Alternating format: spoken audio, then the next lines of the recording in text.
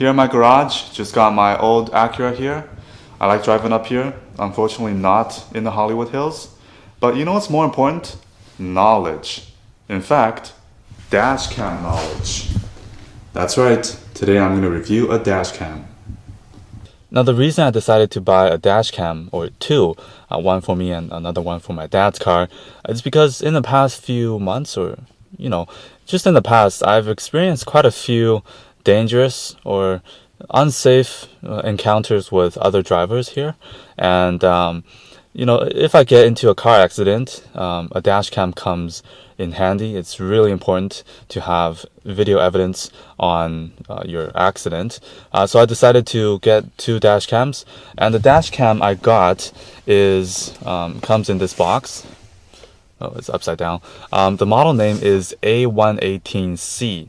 So in this video, I'm just going to show you the process of me installing the camera onto my car, and then I'm going to show you some functions, some features of the camera, and near the end, I'm going to show you some test footage.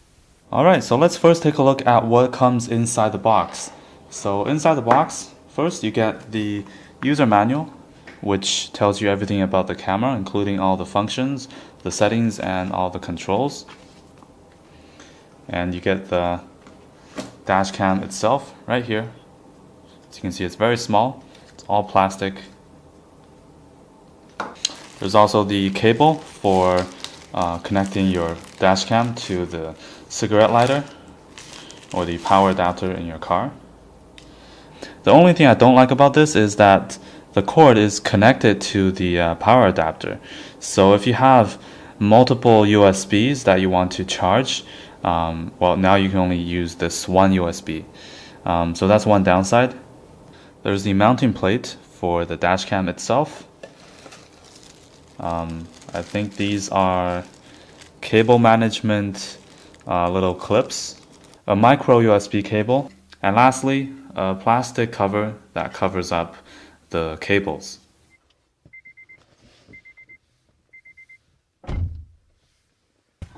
So the plate hooks onto the camera, and make sure that you don't install it the wrong way on your windshield.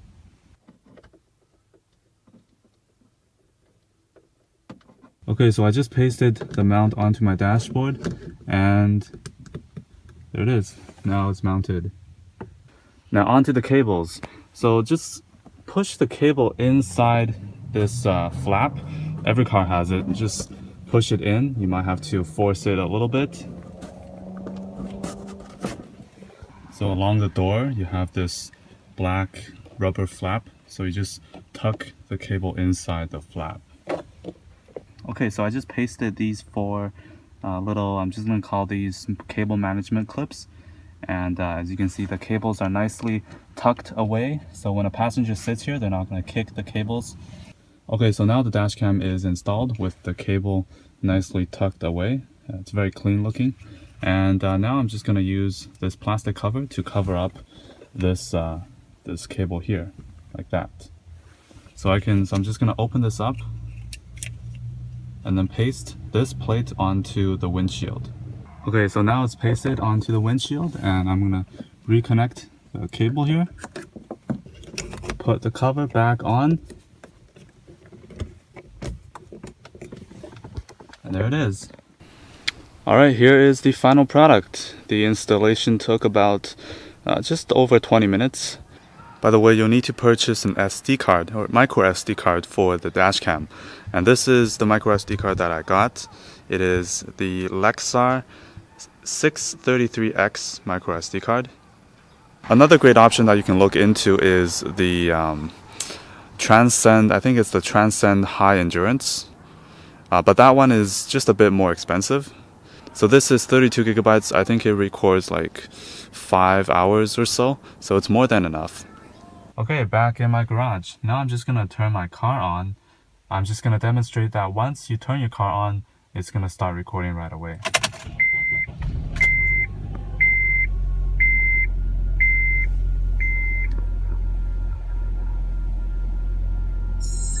So there it is, it turns on, and there it is. As you can see, this red light is flashing, and you can see the timestamp counting up, so it is recording.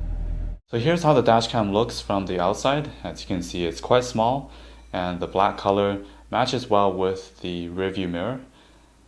It's a fact that if you have any valuable things, it's gonna increase the risk of your car being broken into. But this dashcam looks concealed, it's very small, and it looks like it's built in or integrated to the car. So with this dashcam, criminals might think that this is a built-in system and they don't know how to steal it, so they're gonna move on to another target. Okay, so on the camera, on the side here, you can twist this knob to adjust the camera, so you can make it tilt up or down. On the right side, you get the SD card slot and a microphone. So the lens has a 170-degree viewing angle, which gives you a wider perspective in your videos. So this is the A118C model, and C stands for capacitor. So this has a capacitor instead of a battery for better high temperature tolerance. As you know, in very hot temperatures, the lithium-ion batteries could be in risk of exploding and catching on fire.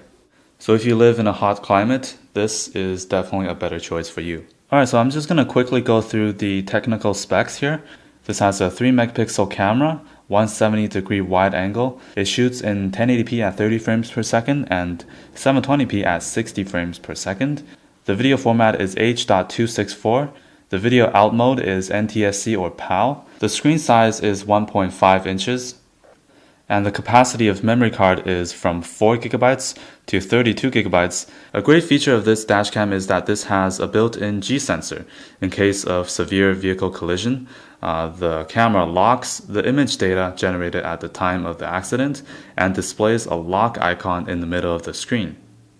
So if the camera detects a sudden motion, it's gonna save that video file into a special folder inside the SD card.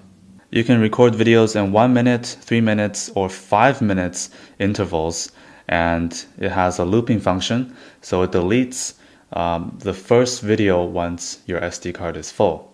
There's also the GPS function, but you need to buy a separate GPS module, and you can use a software to track the GPS of your car.